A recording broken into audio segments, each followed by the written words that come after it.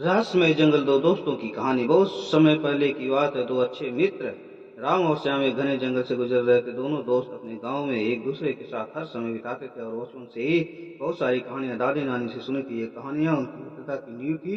वे एक दूसरे से वादा किया करते थे कि चाहे परिस्थिति कैसी भी हो, वे हमेशा एक दूसरे का साथ देंगे। एक दिन उन्होंने सोचा कि क्यों न एक साहसिक यात्रा पर निकला जाए। इस प्रकार वे दोनों जंगल की ओर चल पड़े, जहां उन्होंने सुना था कि कई रहस्यमय चीजें होती हैं। चलते चलते वे जंगल के बीचों बीच पहुंच गए, जहां पेड़ इतने ऊंचे थे कि सूरज की रोशनी भी मुश्किल से धरती तक पहुंच पाती थी। राम और श्याम ने इस रोमांचक यात्रा में कई खूबसूरत नजारे देखे। जैसे जैसे वे गहराई में जाते गए, अचानक उन्हें एक खतरनाक भालू दिखाई दिया।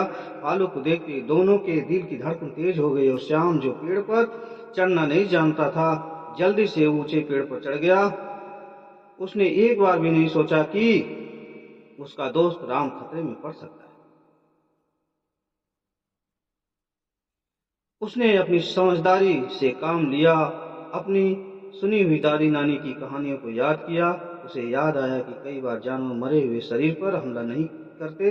उसने तुरंत जमीन पर लेटकर सांस रोक ली और मरा हुआ बनने का नाटक किया। भालू राम के पास आया, उसे सूंघा और यह समझ गया कि राम मर चुका है, वहां से चला गया।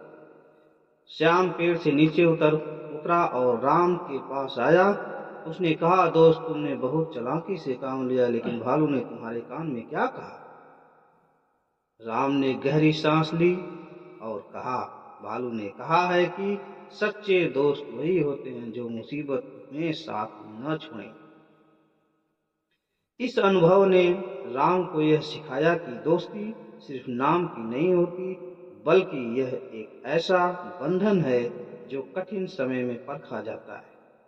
इस दादी नानी की कहानियों ने राम को यह सिखाया कि सच्चा दोस्त वही होता है जो संकट के समय में आपके साथ खड़ा रहे। गांव लौटने पर राम ने इस कहानी को अपने गांव के हम उम्र और बच्चों और बुजुर्गों के साथ साझा किया। गांव के बुजुर्गों ने इस कहानी से प्रेरित होकर एक महत्वपूर्ण सीख दी कि मित्रता का मूल्य संकट के समय ही पता चलता है। राम और श्याम ने अपनी दोस्ती को एक नई दिशा दी और श्याम ने राम से माफी